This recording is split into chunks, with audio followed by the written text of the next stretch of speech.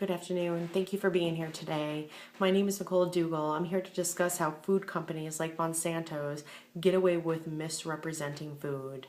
Have you ever gone to the grocery store and you read the labels, no hormones, all natural, no preservatives, no additives, and thought to yourself, well, these foods must be healthy for you.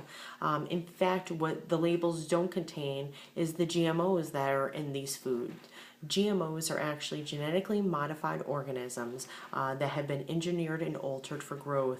This is sort of Monsanto's specialty, and it's in about 90% of our food. Just a little history into Monsanto's. Monsanto's was developed in 1901.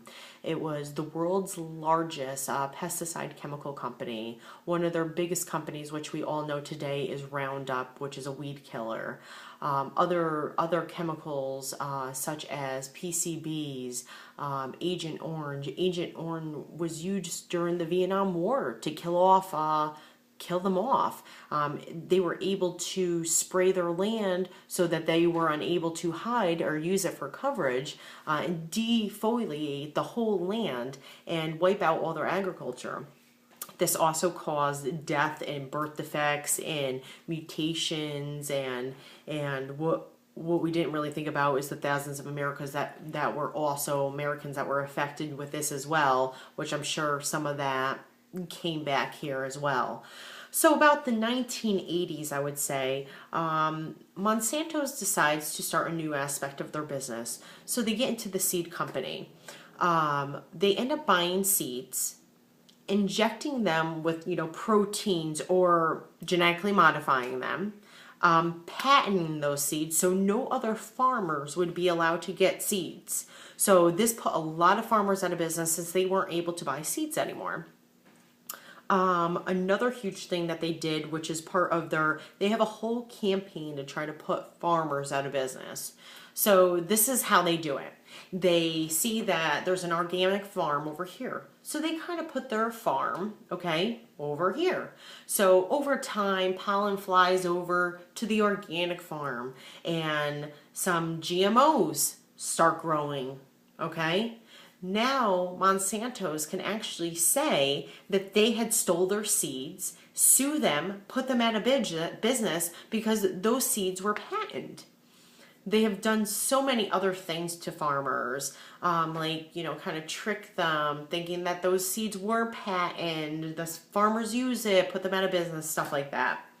Another big thing that they actually do is how their motto, is agriculture companies that help farmers around the world become successful, produce healthier foods, better animal feeds, and more fiber while reducing effects on the environment. That is so far from the truth of what they do. And we think to ourselves, well, how do they get away with this? How is there no regulations? What does the government think? Well, here we go. So we met with a gentleman. He is the vice president of, passing the laws for the FDA. He started out working just as a staff attorney for the FDA. Started working on some things with Monsanto's, ended up leaving there, going to work for Monsanto's to sort of work on passing laws for the Food and Drug Administration. So then all of a sudden he goes back, switches jobs, go back to the FDA, and approves those laws that they were deciding, which someone said that they were identical what he was writing. A few other things were that we actually were able to interview with a gentleman who said that these decisions were based solely on politics, that had nothing to do with environmental. It was more about kickbacks and stuff like that.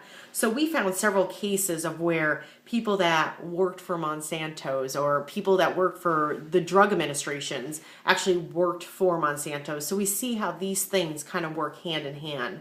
We also met with a gentleman from Anniston, Alabama.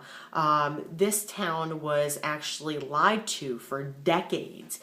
They were able to put a PCB field out there in that town, which caused all the residents to get sick, and children were dying, and it was disgusting, and they were lied to forever. There was actually this little creek there called Snow Creek.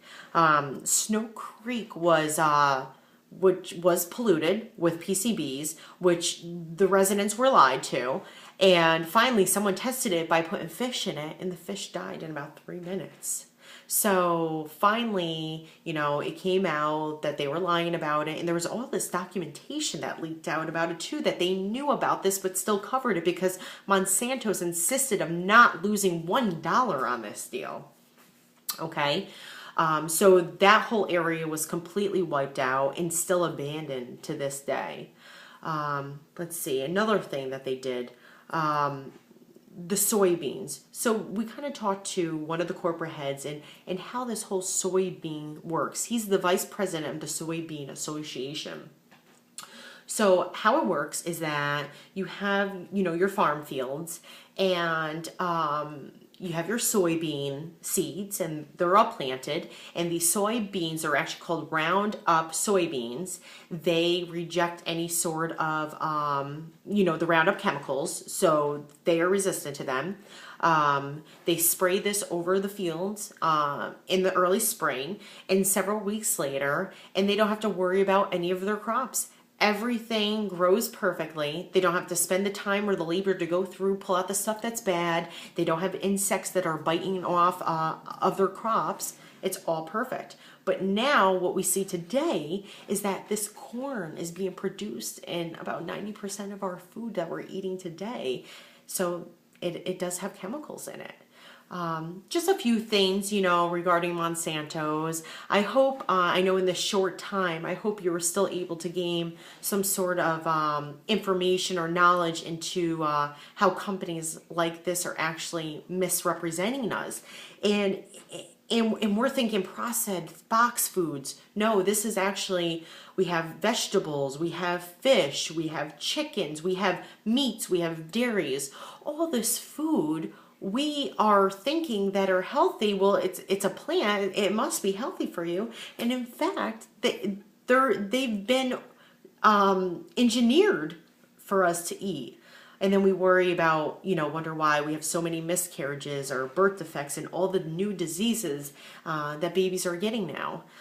So I hope that this information was useful.